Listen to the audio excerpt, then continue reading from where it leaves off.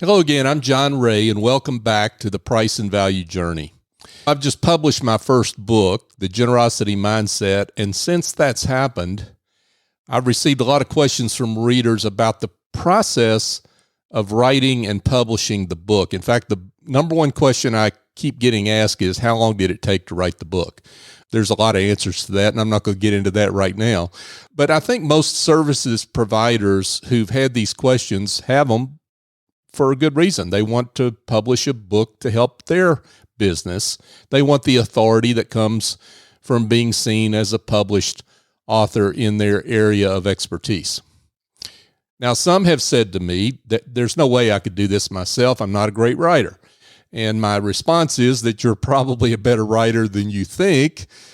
But if you're insistent in that point of view, don't fret. There are excellent ghostwriters out there who can assist you in realizing your dream of having your own book. And today I'm delighted that we have one of the best in the business on our show today, Hal Clifford.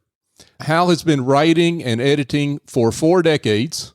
He has edited and developed multiple New York Times, Wall Street Journal, and USA Today bestsellers. He's also written 3 published nonfiction books under his own name, and I think he's got another one on the way. We'll hear more about that, Hal. But prior to forming Hal Clifford Associates, Hal was the editor-in-chief at Scribe Media, which is an independent publishing company, and he was also the executive editor at Orion magazine, where he's had several awards for stories that he edited there. And during his tenure, Orion won the Utne General Excellence Award, and he's worked with some pretty well-known authors like Wendell Berry, Barry Lopez, Rebecca Solnit. So he's got some talented writers, as he says, both known and unknown, that he has worked with over the years. Hal writes that he is a great believer in the power of abundant thinking and the superpower of gratitude, and that laughter is one of the great currencies of abundance. Now, I was hooked on Hal when I first read these words. Hal Clifford, welcome to the Price and Value Journey. Hi, John. It's really nice to be here. Yeah, thank you so much.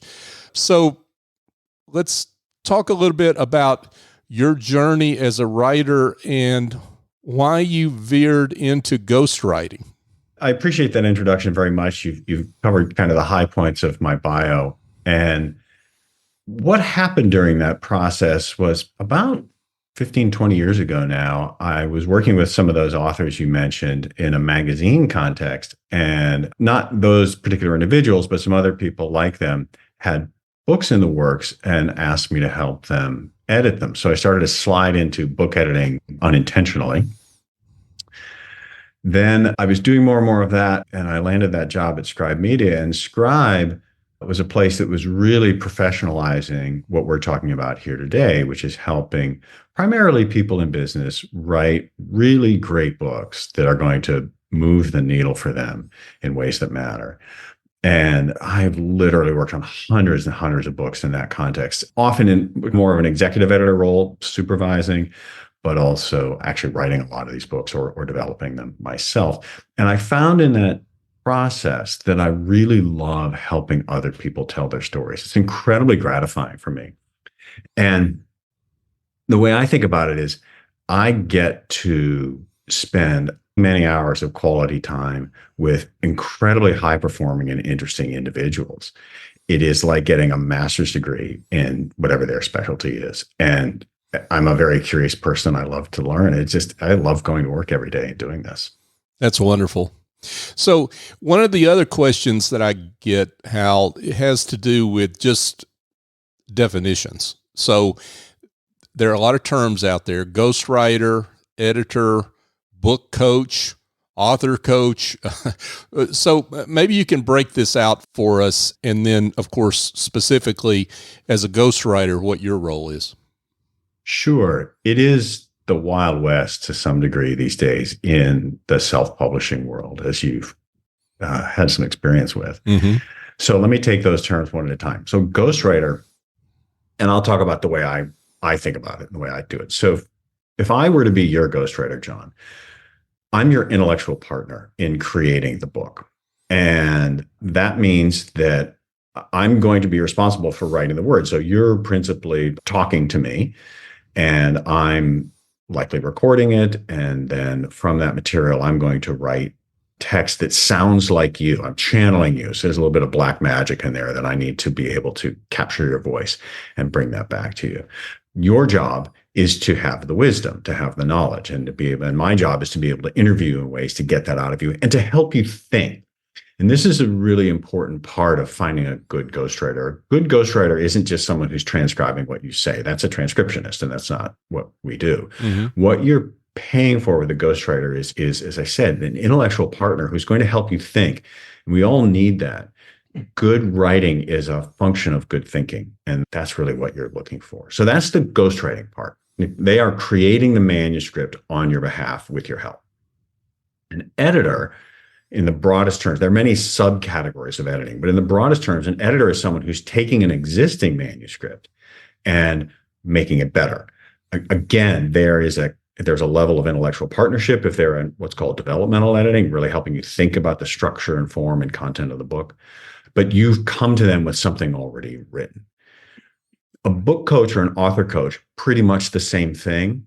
And my company does all three of these services, by the way. But a book coach is someone who's helping you. You want to write the book yourself, but you need some guidance. Mm-hmm. So a good book coach is going to help you, again, think, help you structure the book, and then look over your shoulder while you're writing, maybe check on some of what you're doing and give you a little midstream guidance, but you're principally doing the writing with some guardrails that the coach has set up for you.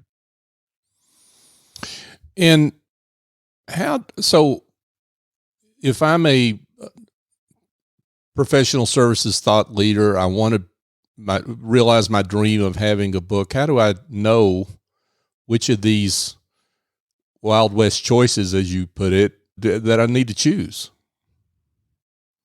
It's a good question. I would say you can figure it out by having a conversation with someone like me. And because that's the way I always start with people, like, where are you? What do you think you need? Let's talk about it. And I really try to be in service to everybody I talk to and sort of help them think that through. But there are some more mechanical ways to think about it, which is, do you enjoy writing? Are you a good writer? Do you like the discipline of it? Does it feel good to you to do that? Conversely, and this is where ghostwriters really can add a lot of value, you don't like doing it. It's hard to stick with it. You don't feel you're a good writer. You have trouble organizing your thoughts. And critically, you have to think about the opportunity cost. Most first-time writers, the number that I've seen, and it rings true for me, is if you're trying to write a book on your own, you're probably spending 300 to 500 hours on it. That's a lot of time. And you have to ask yourself, is that the best use of my time? For some people, it actually may be, but for many people, it's not. And that's where a ghost can really help you. They can knock that number down 90% probably.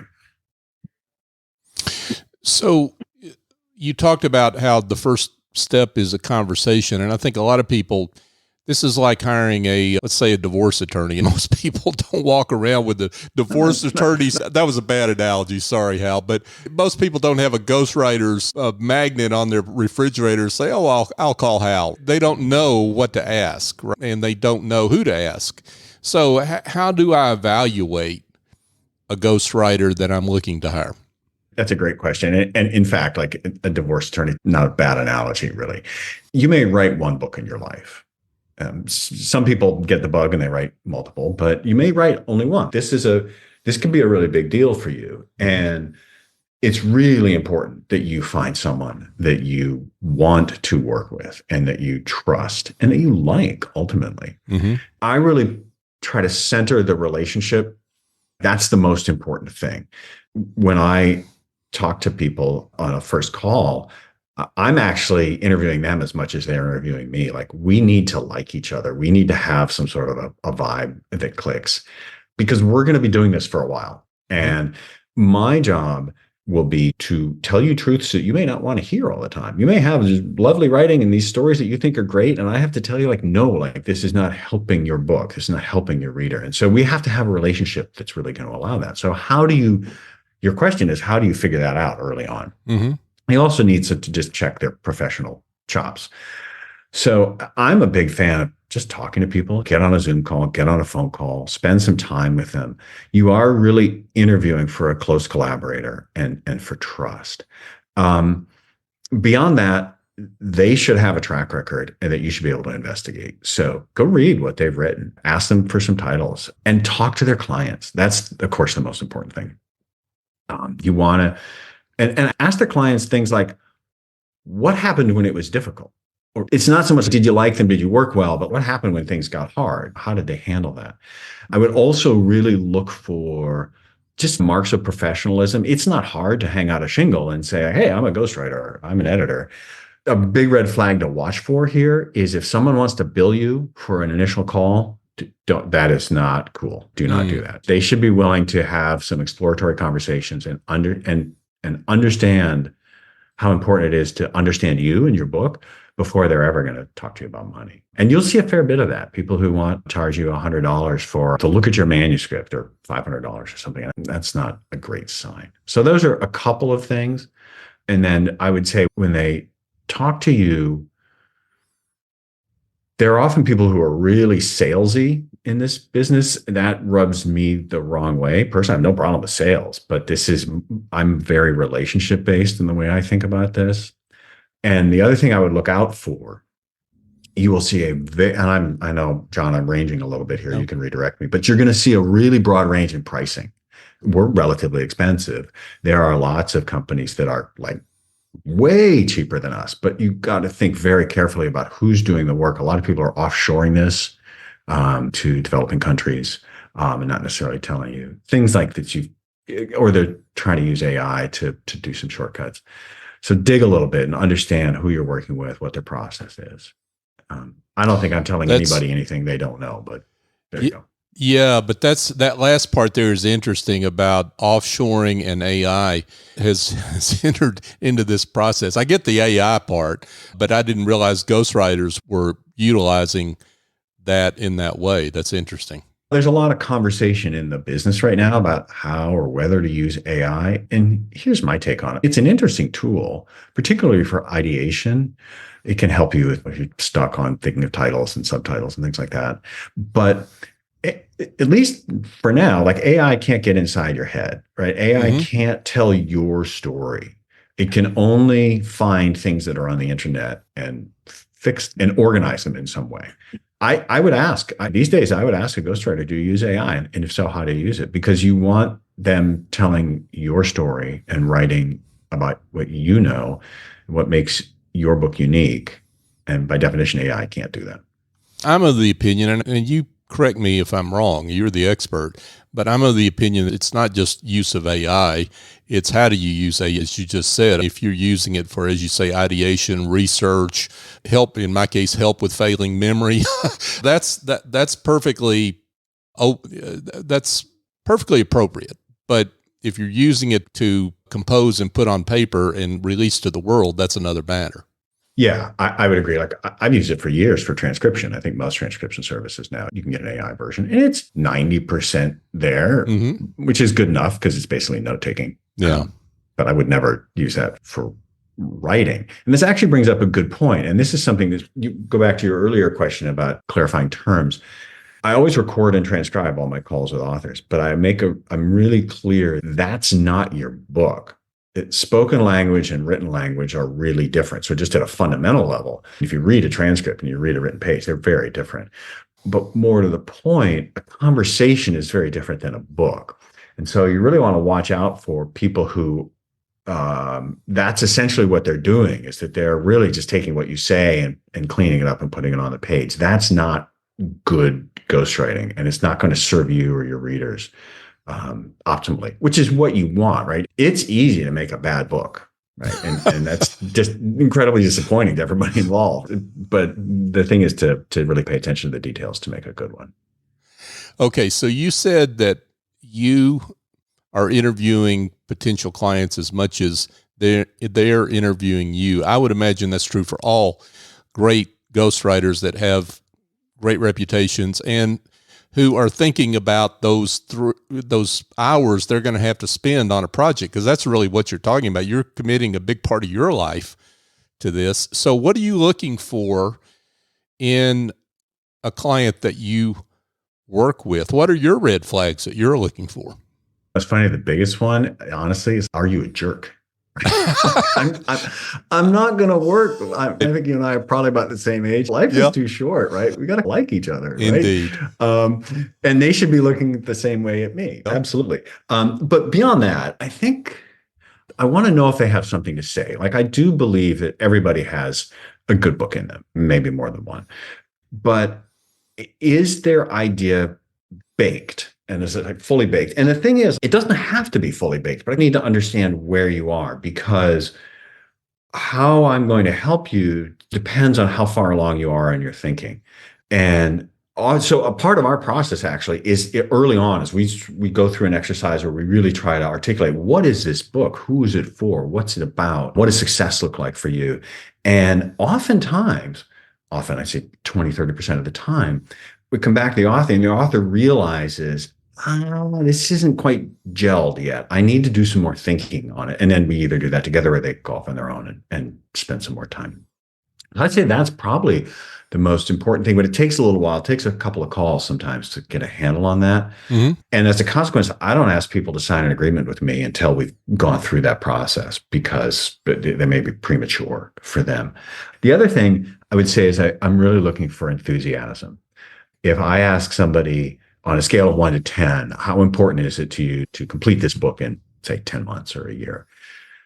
And they say, it's a 7. That's a red flag. Right? If it's anything under an 8, I'm concerned, because I can do a lot, but you've got to show up and you've got to do your part and you've got to do the thinking and you've got to hit your deadlines and all that stuff. And if you're pulled in many directions and this is one other thing that you're thinking you might try, it could end up frustrating for both of us.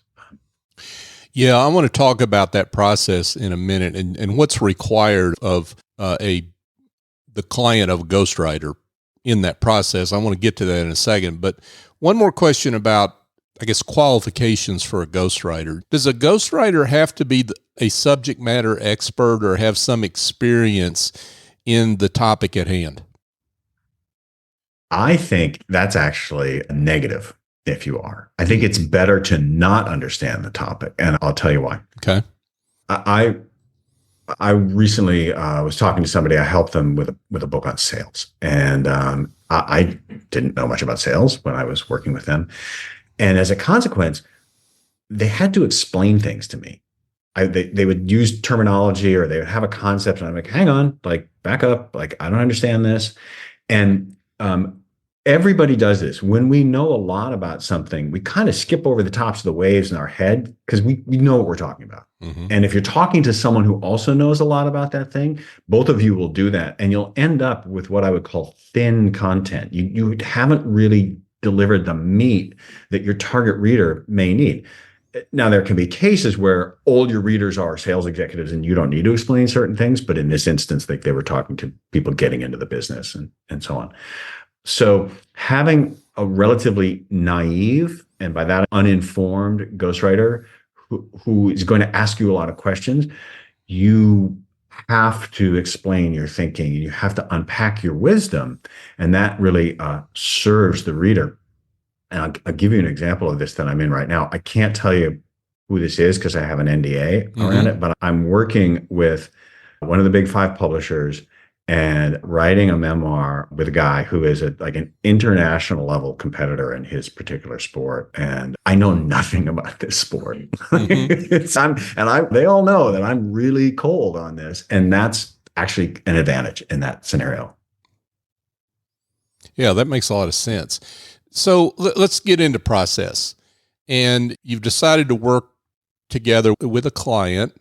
Let's unpack the process and how words get on paper. You talked about the interview process. Maybe we can cover that first. Address that. And one specific question on that: does that need to be in person, or is remote okay, given the advantages and disadvantages of remote versus in person? I do almost all my work remotely. Most ghosts do. It's, as we all have learned in the last few years, it's incredibly efficient and we can do really well. There are times when I will meet face to face with people, and it's always great when you can, but it's a challenge often for both parties. And it's expensive too. And so you want to try to minimize that if you don't need to do it. And we get it. We get some great books with people I've never met face to face. The process I'm going to describe, the one that our company uses, is very kind of white glove, high touch, relatively high end product here. This is a significant investment of money. You're going to spend mid 5 figures to work with us and get a book.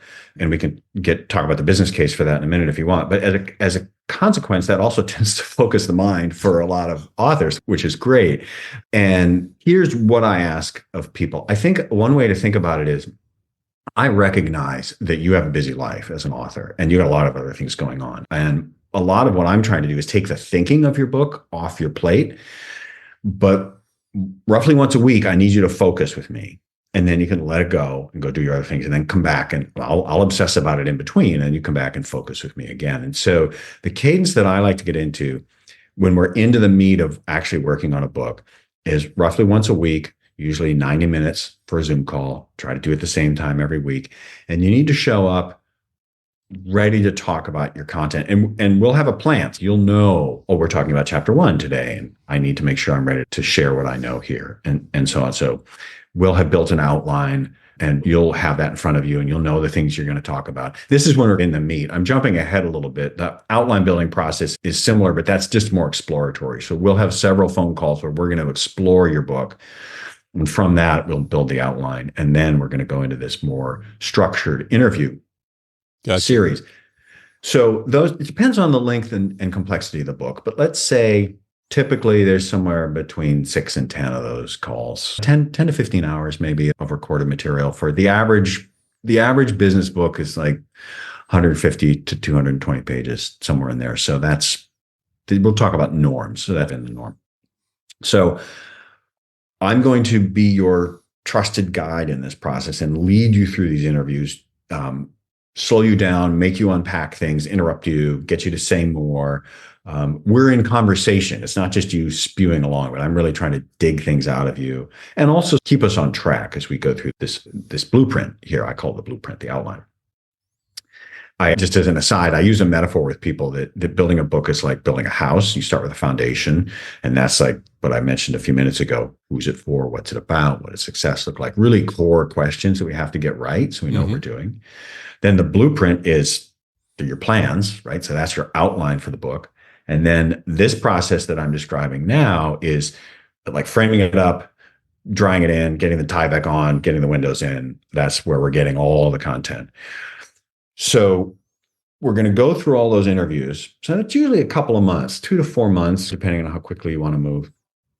And then as a ghostwriter, I'm going to go off. I'm going to write you a sample.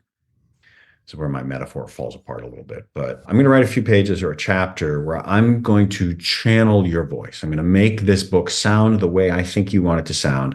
And I'm going to put that in front of you for guidance. And then we go back and forth where you help me, you coach me on sounding the way you want to sound on the page. That then gives me a template to write the rest of the book. And so I will then write the full draft and bring it back to you. Tyvek's wrapped around it. The windows are in, the roof is dry. But we still have to get the wallpaper on and the tile and the paint and all of that. And so that's then what we call the revisions process. And through that, you're now taking chunks of the book, reading through. I usually ask people to just mark it up. You use the track changes function in Word and you mark it up. And some people like to actually write at that point, which is great. Love to have you do that. Some people just say, oh, I want to talk about this part. I want to talk about that part. Great. We'll get on the phone. We'll talk about it. I adapt my working style to what's going to work well for you. But that's taken in chunks. We go through the whole thing. I incorporate all of those changes. Usually we go through it again once more to make sure it's really good, really the way you want it. Then it goes to a copy editor, proofreader. At that point, we have a finished manuscript, and then we take it into production, design, and publication. So a couple of, I guess, in the weeds questions on this. Do you take advantage of, let's say there's someone that's done a lot of public speaking, or they've got blogs out there you can read. They've already got written work out there that you can check out. Do you take advantage of that in terms of trying to get their voice or not? Absolutely. Yeah. Those kinds of resources can be really helpful on a lot of fronts. Certainly, if they have a blog then that's the style they want for how they write, that can be very helpful. Speaking or video classes, those are often places where we can find content, but it's unusual. I don't think we've ever had a situation where we would just take that content and use it. Like, we'll take that content and talk about it because I want to get the author's contemporary thinking. I want to get the sort of latest way of seeing things. I think that's really important. And everybody's thinking even about the things that we teach. It evolves and it grows. But yeah, those can be really useful resources. So you mentioned that you want to have a good rapport for when the hard times come, and they come. The hard moments, the rough spots. What are those rough spots in your experience? That's a good question. Most people aren't smart enough to ask that question. Let me answer it in a slightly different way. I would say the thing that surprises most authors is they come to us and they think they're asking for technical help. I need to write a book. I don't have the technical skills to do the writing, the design, the publishing. I need someone to help me with that. And we provide that, absolutely. What they don't realize is that they're about to embark on a surprisingly emotional journey. And we know that. And so we're going to help you along that journey. I'm afraid I think of your divorce attorney again, because I'm sorry for that. It's actually quite useful. I think if you're calling a divorce attorney, you probably do know you're in for an emotional journey. But most people don't understand this. But if you're writing a good book, even what I call a knowledge share book, right? We're teaching something straightforward like sales. You're still putting yourself out there. Right. You are making yourself vulnerable in some way. And there is a part of our psyche that doesn't like that. And that can be scary. And that being scared shows up in interesting ways in different people. And I'm attuned to what that looks like. And I can help people through that. If you're writing a book that's a little bit more of a memoir, and we haven't talked about those, but a lot of our books are a blend of a business story and teaching, but also a story. Like, I built a business, I did something interesting. So there's a little more personal material, then it can really get scary. So that's something that often surprises people. And it usually comes later in the process. Like, they see the full manuscript and they realize, oh, this is going to happen. And so I just really try to stay attuned to that and help people realize what's happening and sort of be mindful, because they'll throw up all kinds of roadblocks, which can be interesting. More specifically, to answer your question, I would say there are a couple of hard points. Usually the one is get the manuscript back. You get the first manuscript. And I tell people, expect the manuscript to be about 70% of the way done. And people get it. They're really excited to get it. And then they realize, oh, we still have work to do. And in fact, I'm going to have some homework here because I can see and we've got to add a story here. We're going to have to say more about this. And so they realize, oh, we're not done yet. Because you had this great feeling when you finish those interviews and the ghostwriter's gone off in a corner for a month and then they come back and you're all excited and you're like, oh, this is good, but we still have a ways to go. I'd say that's the big one. A variation on that is if someone comes, they've written their own manuscript and I'm working as an editor on it. This is really scary because you've basically shown someone your baby. Like, you've worked really hard on this and you want me to tell you that your baby is gorgeous. And I'm going to come back and say, your baby's kind of homely and it needs some love. Right. And that's hard for people to hear, right? That's my job, right? My job is to help you put out the very best book you can put out. Sure. But I think it's even more acute in that editing scenario where people have to go, oh, this kid needs a bath, Yeah, this kid needs more of a makeover than I think I could deliver here. I'm sure that thought may have crossed your mind on a few here and there, but every book is its own challenge and every project is unique. And you mentioned something there that I think makes shivers run up the spine of some of our listeners, a lot of whom they either lean or they're raging introverts. And that's getting personal, right? So when you're writing a business, for lack of a better term, how-to book, talking about putting stories in there that may require more revelatory facts about the author than maybe they're comfortable sharing. But what I hear you saying is that makes the book richer when you do that. Yes, that is true. Let me step back for a minute and clarify terms. So there are what I would call knowledge share books. Really think of it like a handbook, right? This is sales 101. Yeah. I'm going to teach you the first thing and second thing, very straightforward. Might have some examples in it, but pretty dry in some ways. Imagine a spectrum. At the other end of the spectrum, you have really personal memoirs. And we've probably all read something like this, someone telling often a very harrowing story of their life in really raw, gruesome detail. Most business books are not this. In the middle, along the middle, you get these business memoirs, which I love working on, by the way, because they are not always success stories, but often someone who's done something that they want to tell the story of what they've done. And that story is both a business story and a personal story. And in those situations, I find myself doing a lot of coaching with authors to help them connect with the readers. And the scary part here is you do that by making yourself vulnerable. Now, having said that, I don't force anybody to do anything ever. In this scenario, you're always the boss. You're always the decision maker. We are a fee-for-service company. You're going to, again, attorney-client, like you're going to decide what it is you want to do. I'm going to give you my best thinking about why I think you should do something, but ultimately, you're going to make that choice. I'll give you an example. Literally, yesterday I was working on a book with an author where she's a whistleblower at a major international bank.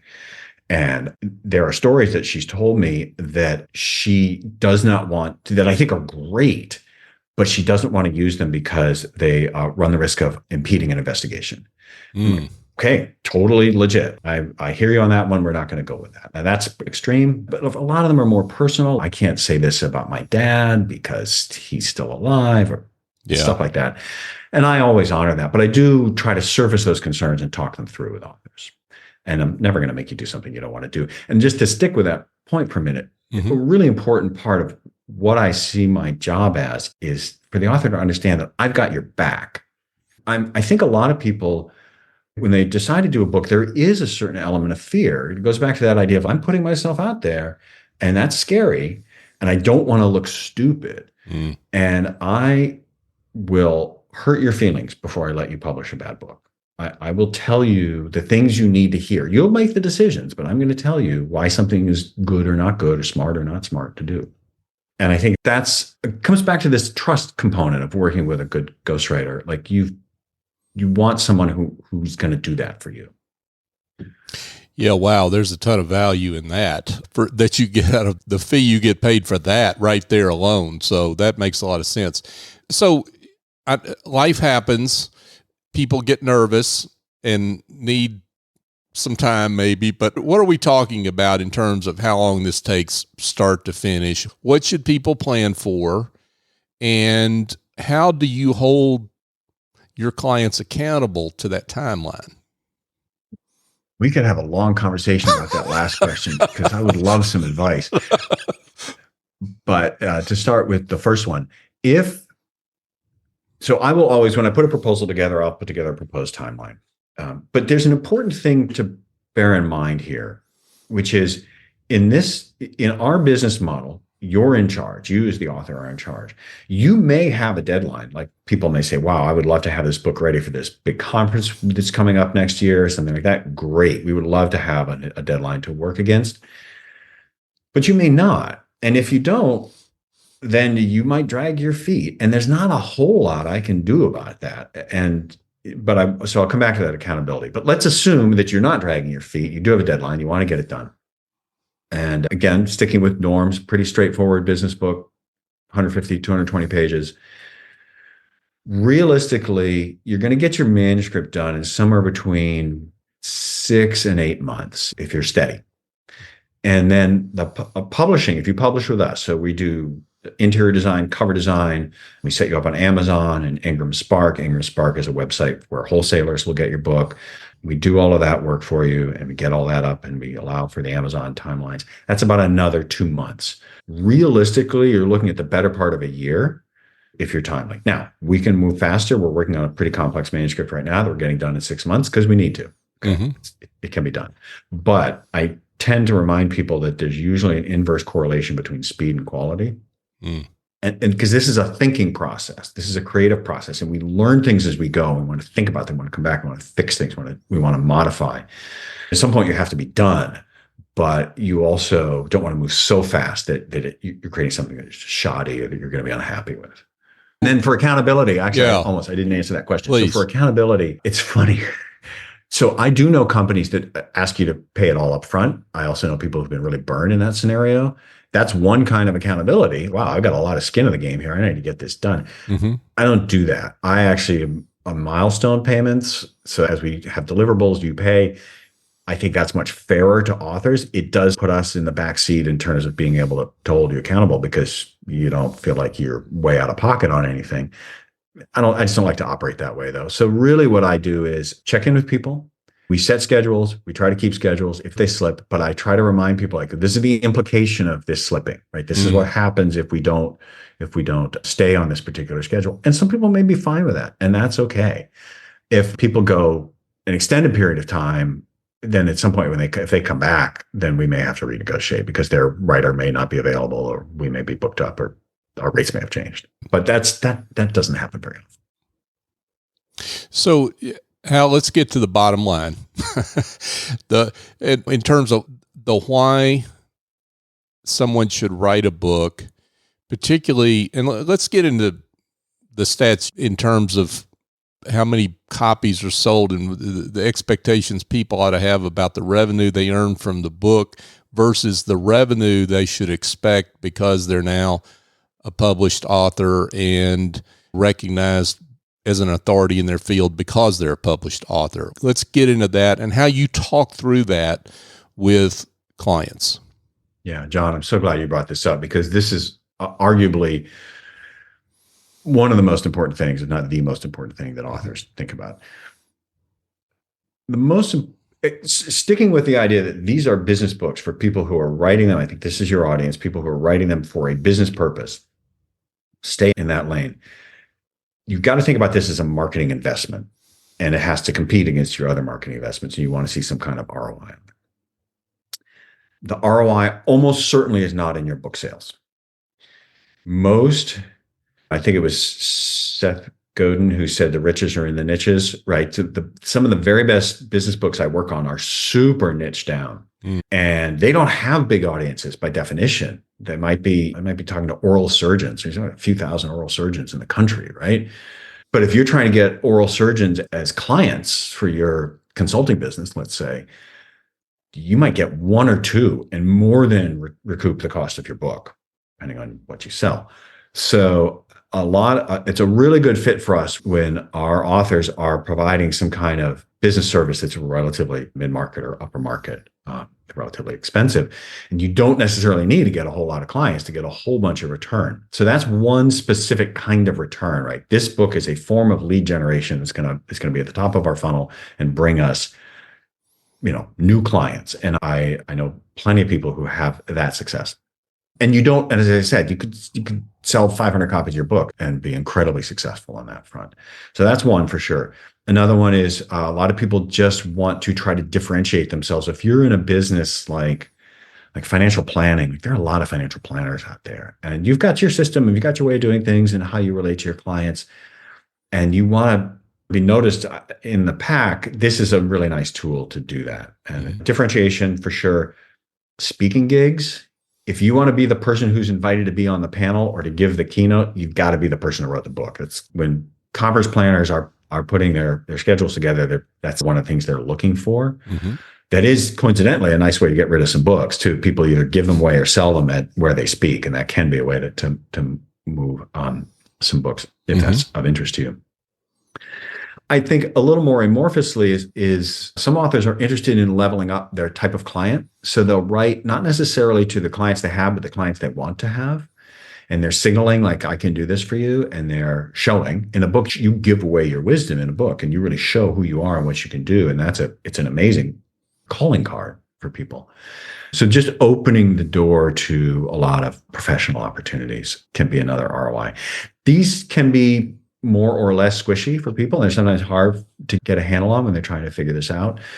But that I think is a much more productive way to think about the business case than I need to sell 5,000 copies of my book in order to get my money back. Some people will sell plenty of copies. I heard from an author yesterday who a very specific book. His book is about emergency management. So think FEMA, that kind of stuff. And he's like deep in that bureaucracy. So that's a very niche book. And his book was for other emergency managers. And there's some out there, but it's not a huge audience. He's had over $100,000 in income just from book sales, which he didn't expect. That wasn't why he did it. And he was really very pleasantly surprised. And he only sold a couple thousand copies, 25 or 30 bucks a copy, whatever. It doesn't take very many to start to see some real revenue coming in. Yeah. So I'm rambling a little bit, but No. I think the important frame here is it's not about sales necessarily. It's about downstream effects. And maybe you implied this in what you just said, but I would just add, if your prices as a published, after you've become a published author, haven't gone up for your services, we need to have a conversation. And that's my little area. You ought to be able to raise your prices, period. Yeah, that's a great point. And it's funny. I appreciate that, John, because that's not something I actually talk to people about, but it is a really valid point. If you have anybody that needs help on that or encouragement, or send them my book. But that one doesn't require a whole lot of time and trouble. Actually, let me jump in there for a minute, because what you just said actually hits on a really interesting dynamic. You said, send them my book. And this is the thing. And some authors really have trouble getting their heads around this. Yes, I would send them your book, and 95% of them would read the book and you'd never even know it. Like you might have seen the book sale, but that's it. And they should get real value from it. If you've written the book well, that book is really useful to them. And it's great. You've done a good thing, which is one of the nice things about being an author. Is like you do have the belief that you want to share what you know, you want to help people. And this is a great way to do that. But there are a few percent who are going to be pre-qualified and who want to work with you, and they're going to call you. Mm-hmm. And that's a lovely thing to have happen, is someone call you up. I read your book. You clearly know what you're talking about. I would love to work with you. That's a great day. It sure is. And there's that, that feels awfully good. And that feels a whole lot, in my mind, better than pulling it up on Amazon and just seeing it, because that's a nice thrill. But it's a bigger thrill when somebody wants to give you money because you wrote the book, right? Yeah. Yeah. So, Hal, this has been great. And I can't tell you how much I appreciate you taking the time to offer this wisdom. I think there's certainly a lot more questions I could ask, and I'm sure there are questions our audience has that they wish I had asked. So let's get to I think maybe the most important question is how folks can find you if they want to follow up and maybe ask those questions or potentially work with you. Yeah, thanks, John. It can be found at halclifford.com, and that's Hal, the computer, and Clifford like the big red dog. So that's pretty straightforward. My company is called HCA Books, Hal Clifford Associate Books.com. Same thing. I think if you Google my name, I come up pretty easily. And I love to hear from folks. Happy to talk to people about where they are and help them think about what might be useful for them. And sometimes I would just say, I will sometimes point people some other direction. Like we might not be a good fit for them. They may not be ready. They may want something different. And I just try to be of service however I can. Terrific. Hal Clifford, thank you so much for joining us. I appreciate you. John, it's been an absolute pleasure. Yeah, thank you. Hey, folks, as we wrap up here, a little more on my book. If you're interested, the book is called The Generosity Mindset, a guide to raising your confidence, your value, and your pricing. And here's the thing about that book. It's for solo and small professional services providers that need help with those issues around confidence and expressing your value, adopting a mindset of value, and pricing your services more effectively. It's available, as the old saying goes, wherever fine books are sold. But if you want to know more, you can go to thegenerositymindset.com to find out more. or just email me directly, john@johnray.co. For my guest, Hal Clifford, I'm John Ray. Thank you for joining us on the Price and Value Journey.